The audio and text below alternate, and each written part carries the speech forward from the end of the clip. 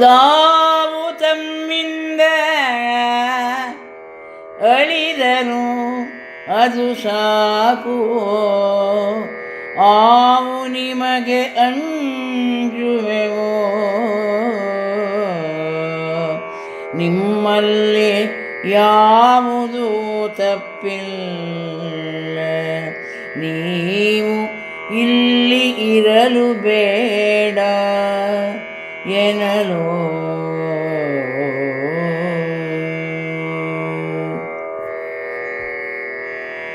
ನಾವು ಮುನ್ನಿಗರಲ್ಲ ನಿಮ್ಮಯ ಸೇವೆಯಲ್ಲಿ 13 ದಿವಸವು. ನೀವು ನೂಕಿದೊಡೆ ಇರದೆ ಮಾಣೆವು ದೇವಿ, ದೇವಿ ಚಿತ್ತೈಸು.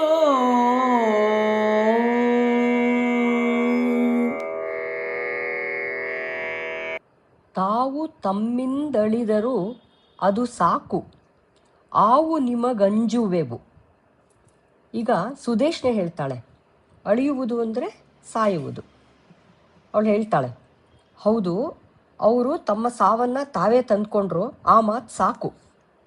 ಆವು ನಿಮಗಂಜುವೆವು ಅಂದರೆ ನಮಗೆ ನಿಮ್ಮನ್ನು ಕಂಡ್ರೆ ತುಂಬ ಭಯ, ನೀವು ಯಾವುದೇ ತಪ್ಪು ಮಾಡಿಲ್ಲ, ಆದರೂ ದಯವಿಟ್ಟು ನೀವು ಈ ಊರಲ್ಲಿ ಇರಬೇಡಿ ಅಂದ್ಲು ಸುದೇಶ್ನೆ. ಆಗ ದ್ರೌಪದಿ, ನಾವು ಮುನ್ನಿಹರಲ್ಲ ನಿಮ್ಮಯ ಸೇವೆಯಲ್ಲಿ 13 ದಿವಸವು. ದ್ರೌಪದಿ ಹೇಳ್ತಾಳೆ, ದೇವಿ, ನಾವು ಖಂಡಿತ ಇಲ್ಲಿರೋರಲ್ಲ, ಆದರೆ ಇನ್ನು 13 ದಿನ ನಿಮ್ಮ ಸೇವೆಯಲ್ಲಿ ಇರ್ತೀವಿ. ಅಲ್ಲಿವರೆಗೆ ನೀವು ನೂಕಿದೊಡೆ ಇರದೆ ಮಾಣೆವು ದೇವಿ ಚಿತ್ತೈಸು. ಅಲ್ಲಿವರೆಗೆ ನೀವು ಹಿಡಿದು ನೂಕಿದ್ರೂ ನಾವು ಹೋಗೋರಲ್ಲ ಅಂತ ಹೇಳ್ತಾಳೆ. ಮುಂದೆ ಅಳುಕದಿರಿ 13 ದಿವಸವ ಕಳೆದ ಬಳಿಕ ಯಮಗೆಲ್ಲಲೇತಹುದು. ಅಳಿದು ಹೋದರು ದುಷ್ಟರಾದವರು, ಇನ್ನು ಭಯಬೇಡ. ಕಲಹದವರು ಆವಲ್ಲ ಎನ್ನುತ್ತ ನಿಜ ನಿಳಯವನು ಸಾರಿದಳು ದ್ರೌಪದಿ.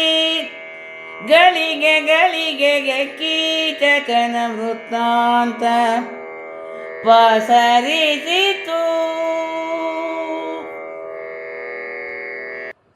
110ನೇ ಪದ್ಯ. ನಾವೀಗ ವಿರಾಟ ಪರ್ವದ ಕೊನೆಯ ಪದ್ಯಕ್ಕೆ ಬಂದಿದ್ದೇವೆ. ಅಳುಕದಿರಿ 13 ದಿವಸವ ಕಳೆದ ಬಳಿಕ ಯಮಗೆಲ್ಲ ಲೇಸಹುದು, ಅಳಿದು ಹೋದರು ದುಷ್ಟರಾದವರು ಇನ್ನೂ ಭಯ ಬೇಡ. ಇದು ದ್ರೌಪದಿ ಸುದೇಶ್ನೆಗೆ ಹೇಳ್ತಿರೋದು. ದೇವಿ, ಹೆದರಬೇಡಿ, ಇನ್ನು 13 ದಿವಸ ಈ ಅವಧಿ ಕಳೆದ ಮೇಲೆ ನಮಗೆಲ್ಲರಿಗೂ ಒಳ್ಳೆಯದಾಗತ್ತೆ. ದುಷ್ಟರು ಸತ್ತೋಗಿರೋದ್ರಿಂದ ನೀವು ಹೆದರಬೇಕಾಗಿಲ್ಲ. ಕಲಹದವರಾವಲ್ಲೆನುತ ನಿಜ ನಿಳಯವನು ಸಾರಿದಳು ದ್ರೌಪದಿ. ನಾವು ಜಗಳ ಆಡೋ ಜನ ಅಲ್ಲ ದೇವಿ, ನೀವು ನಮ್ಮನ್ನು ನಂಬಿ ಅಂತ ಹೇಳಿಬಿಟ್ಟು, ಇಷ್ಟೆಲ್ಲ ಹೇಳೋದೆಲ್ಲ ಹೇಳಿಬಿಟ್ಟು ದ್ರೌಪದಿ ತನ್ನ ಮನೆಗೆ ಹೊರಟು ಹೋದ್ಲು. ಇತ್ತ ಈ ಕಡೆ ಗಳಿಗೆಗೆ ಕೀಚಕನ ವೃತ್ತಾಂತ ಪಸರಿಸಿತು. ರಾಜ್ಯದಲ್ಲಿ ಎಲ್ಲ ಕಡೆ ಕೀಚಕ ಮತ್ತು ಉಪಕೀಚಕರ ವಧೆಯ ವೃತ್ತಾಂತ ಹರಡ್ಬಿಟ್ಟಿದೆ.